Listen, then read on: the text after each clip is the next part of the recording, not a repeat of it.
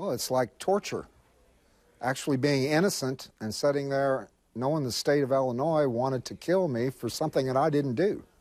And so what is life like in there? What, on death row as opposed to, you know, in the general prison population, what is life like? Life is, the monotony is maddening. You're in a cage 23 hours a day. You're let out of that cage for an hour a day to exercise briefly and take a shower, and you're chained up and put right back in that cage. How are you treated? Are you treated any differently there?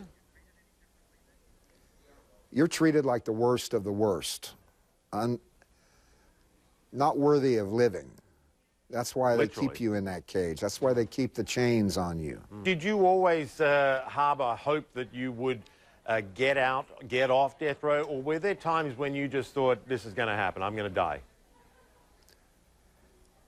I lost every state appeal in Illinois. It wasn't until I reached the court of last resort before I finally had some semblance of justice. And there were times of despair when I'd prayed to God, just let me die in my sleep. Spare my family any more of this turmoil. But Jesus continued to let me live. And 12 years on death row and over 17 years total, I did 5.5 of a life sentence after I was removed from death row. That's why I believe that Troy Davis deserves a commutation of this death sentence to give him the opportunity to prove his innocence, the same opportunity that I had. You had exactly the same situation too. You had execution dates set, didn't you? When that news is brought to you. Absolutely. What I can't imagine. I can't imagine for a guilty person what that's like for an innocent person when you get that date and mentally you have a concrete potential end to your life. Exactly. You know that this system is like a huge wheel, and it just grinds you up in it.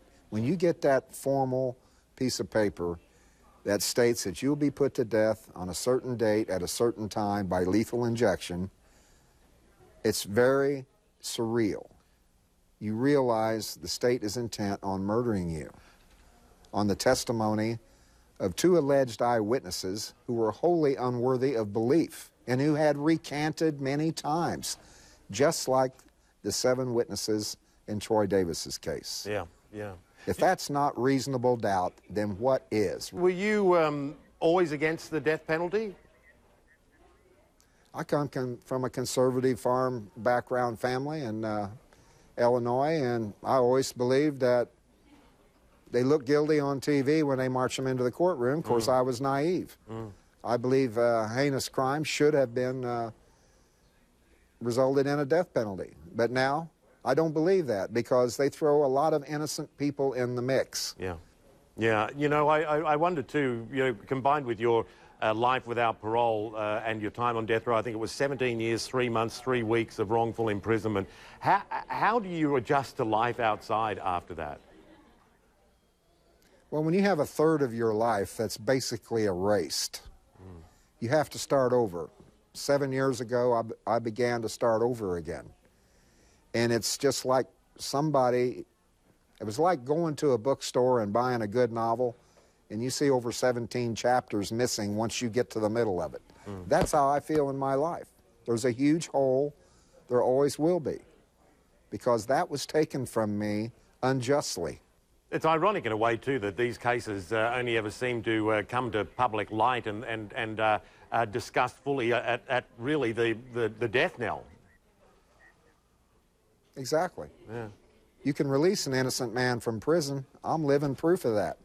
But you can't release him from the grave.